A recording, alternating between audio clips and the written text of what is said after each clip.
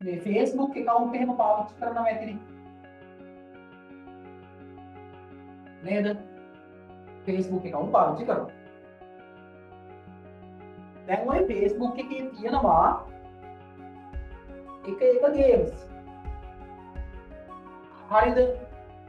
එක games. මොනවද games? එකක් තමයි ඔය Facebook එකේ තියෙනවා අපි අපේ ෆොටෝ එකක් දුන්නහම. හරිද? අපේ ෆොටෝ ලස්සන නෑනේ නේ. නේද? අපේ ෆොටෝ ලස්සනද නෑනේ නේද? අපි නිකන් කැමරාවකින් ෆොටෝ එකක් ගත්තාම කැමරාවත් ඔන්න ඔහෙ නිකන් කරන්න දෙයක් නැති හින්දා අපේ ෆොටෝ එක ගත්තොත් නිසා එහෙම නිකන් කැමරාව වුණත් ආසාවෙන් ගන්නෙ නෑ නේද? හරි කොහොම හරි හිතන්නකෝ. දැන් අපේ ගන්න ෆොටෝ එක අපි Facebook එකට දාන්නට පස්සේ ඒ Facebook එකේ තියෙන සමහර ගේම්ස් වලින් අපිට පුළුවන් ඒ ෆොටෝ එක මාර ලස්සන කරන්න. ඒ කියන්නේ අර අපි චූටි කාලේ ඉගෙන ගත්ත සුරංගනා කතාවල ඉන්නේ. සුරංගනාවියෝ කුමාරයෝ වගේ අර ලස්සන පොණ්ඩ මෝස්තර දාලා කාටුන් හදන්නේ අපි. අන්න ඒ වගේ හදන්න පුළුවන්. අපේ ෆොටෝ එක ගෙලින්ම කාටුන් එකක් කරනවා ලස්සන. හරි.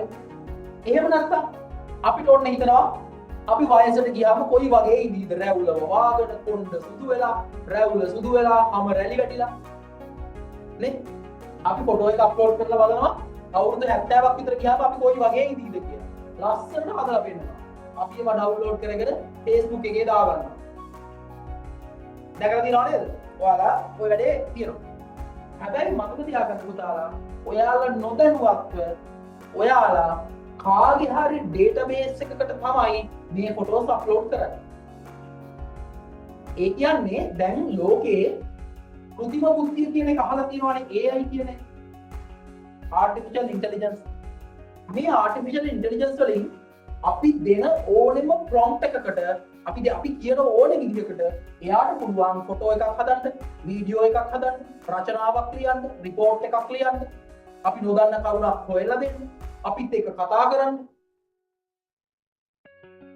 එතකොට දැන් එයාට ඕනේ ලෝකේ විවිධ වයස්වල විවිධ මිනිසුන්ගේ හැඩහුරුව තියෙන රූප සටහන් ටික රූප ටික. ඇයි මම ඔන්න කතා කරලා තියෙනවා මට ඕනේ අවුරුදු 12ක ලංකාවේ ගෑනු ළමේ සරුංගලයක් කරගෙන ෆොටෝ එකක් හදාගන්න.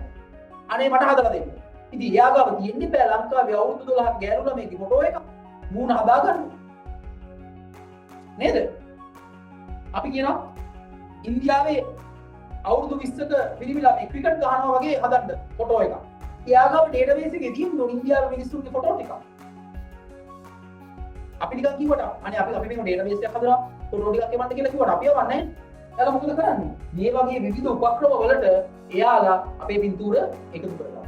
දැන් අපේ පින්තූර එහෙම ඩේටාබේස් වල තියනවද නැද්ද? තියෙනවා.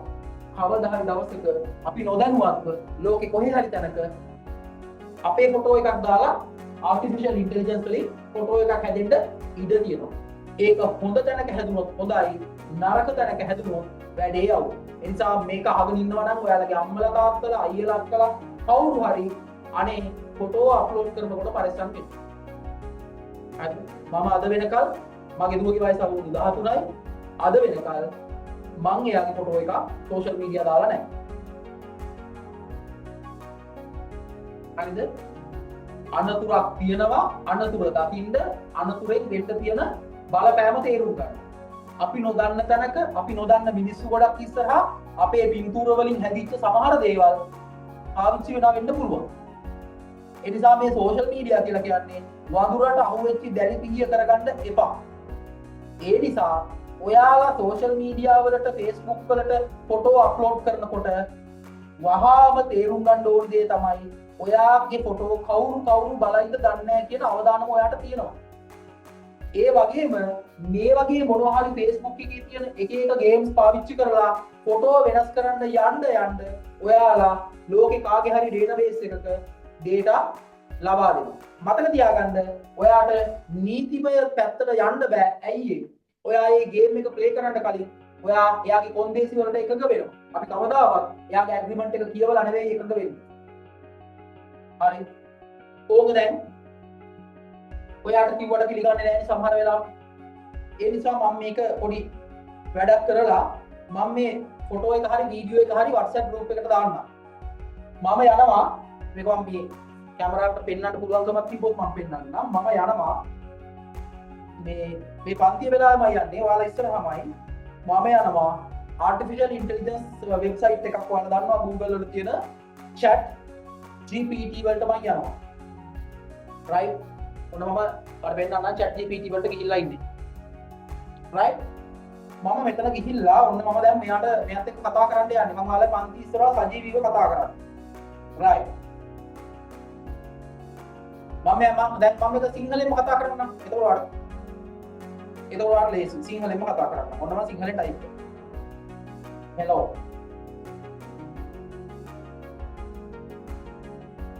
ඔන්න යාමට උත්තර දීලා තිනවා hello. කොහොමද? මම දැන් කියනවා. මට හදලා දෙන්න පින්තූරයක්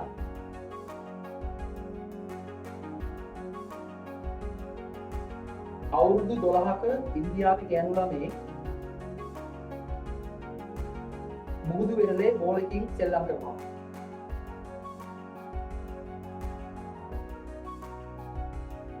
එයාගේ කොණ්ඩේ කළු පාටයි පෝනි ටේල් එකක් දාලා තියෙන්නේ. එයාගේ කොණ්ඩේ කළු පාටයි පෝනි ටේල් එකක් දාලා තියෙන්නේ.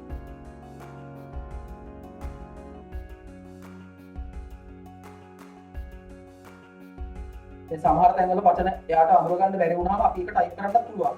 එහෙම එකක් වුණාද? පෝනි ටේල් කිව්වම එයාට අඳුර ගන්න බැරි වුණා.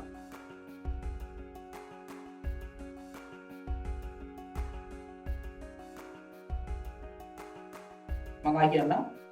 එයා ඇඳගෙන ඉන්නේ නිල් පාට ගවුමක්. ඒකේ කහ පාට බෝල තියෙනවා.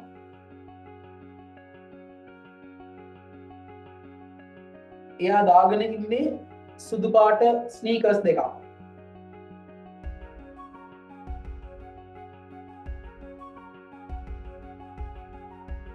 හොඳට ඉර පායලා තියෙන නිල් පාට අහසක් පිටිපස්සේ තියෙනවා.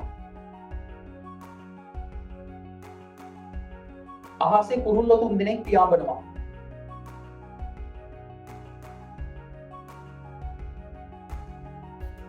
මට මේකට පින්තූරයක් හදලා දෙන්න. මෙන්න මම ප්‍රොම්ප්ට් එක ටයිප් කරලා දෙන්න.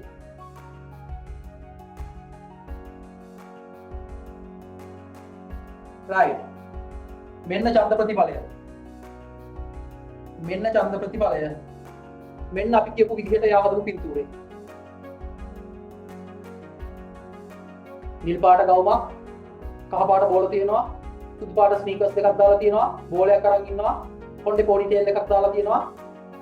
ඉන්දියාවේ ටයිප් එකේ ගෑනු ළමයේ පිටිපස්සේ මුහුදු වෙරළ තියෙනවා. කුරුල්ල 3 දෙනෙක් නෑ. කුරුල්ල 3 දෙනා ඉතින් සමහරවල්ලාට පින්තූරේ ටිකක් සූම් කරලා හරි ගාලුවා. ඔන්න ඡන්ද ප්‍රතිඵලය. එතකොට ඔයා නිකමට කල්පනා කරන්න දැන් අවුරුදු 12ක් කියලා කිව්වහම මේ වයසට ගැලපෙන පින්තූරයක් ඔයා නිකමට කල්පනා කරලා බලන්න.